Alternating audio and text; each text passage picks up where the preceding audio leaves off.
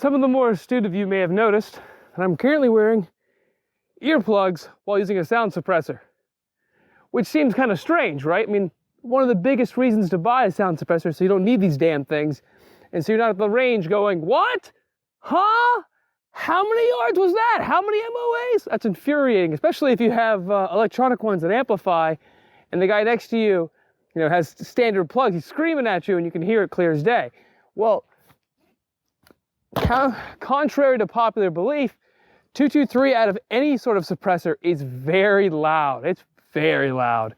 So, I mean, at least if it's standard, mil spec, 62 or 55 grain ammunition, it's supersonic. It's faster than the speed of sound. So you're going to hear that sonic boom, that crack, no matter how awesome your sound suppressor is. Now, what I found personally is this is a piston-driven gun. This is actually my 3-gun setup right here. It's a SIG 516 carbon TS with a bad lever installed, and it's awesome, right? The problem is, yes, this does a whole lot for the weight distribution of the suppressor, but the problem with this guy is that even though it's a piston-driven gun, even if I put even if I set the gas regulator to basically off, it's still very loud, 16-inch barrel. It's too close to the shooter's face. Now, one of the better solutions I've used or found is using a 20-inch barreled AR. This presents a whole another mess of fun issues, right? So the balance is all off if you have a target barrel. So that's why I go personally with this as a pencil barrel. This is a BCM upper on a Palmetto State Armory lower receiver. I got a Vietnam era M16A1 20-round magazine loaded to 18 rounds of Winchester's Win 3-gun. So listen how much quieter this is out of the Saker 7.62 sound suppressor. Now I'm going to shoot to the right of the target initially into the dirt. It's pretty quiet.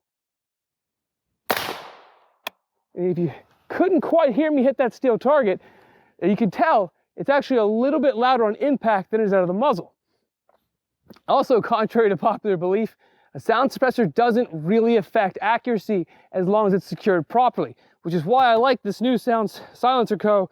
ASR style mount as opposed to a trifecta or a direct thread. I've found that direct thread suppressors in general work themselves loose unless you use something like a non-permanent Loctite or thread adhesive or some such. Now what's nice about this mount is it's easy to get on and off. I just loosen it and then turn it to the left, and then I can loosen it off. But for the time being, I'm gonna do a little more shooting, so I'm gonna leave that can right where it belongs.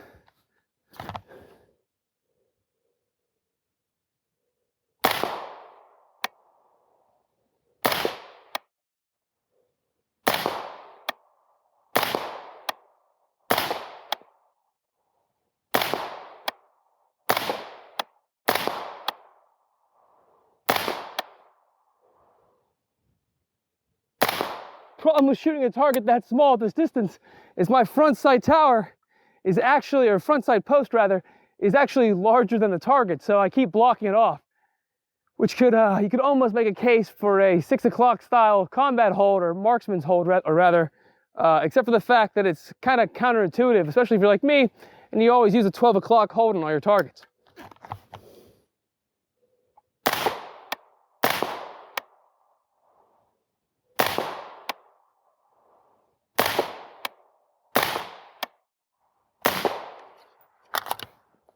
Now what's interesting is this doesn't fatigue me nearly as badly as holding this gun up for a long time. Now what's interesting is while the microphones out here don't do a great job of conveying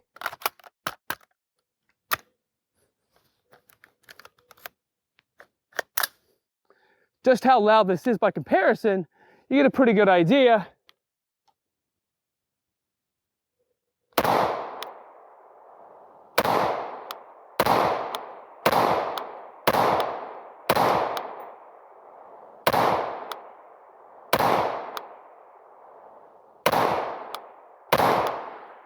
I mean, this break on the end is tremendously loud.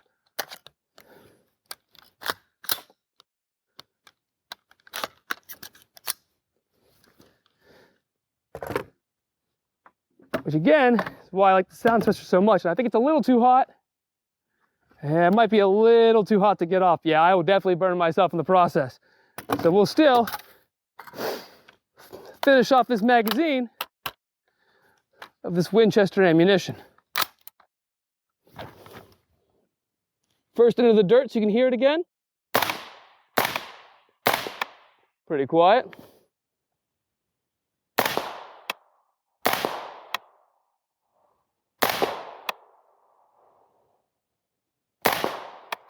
And into the steel target to get that reverb coming back at you. This is probably my favorite setup, and it's a pretty much bar stock AR-15. The only thing it has really that's extra, I've got a Magpul pistol grip on here, one of their slimline ones, and the charging handle is a gas buster, which is huge. If you're gonna use a direct impingement rifle platform to mount a suppressor on, if you don't have a gas buster on here, brace yourself for a lot of kickback in your face, a lot of hot gas, a lot of carbon. It's part of the reason why I always wear these prescription sunglasses, because if I don't, I'm up there tap, tap, tap, tap, tap, tap, tap. Inevitably, I'll start going and end up leaving a 3-gun match looking like a stoner. Assuming, of course, they didn't let me shoot without glasses, which most RSOs would have a heart attack if I tried to. So let's go finish this mag off.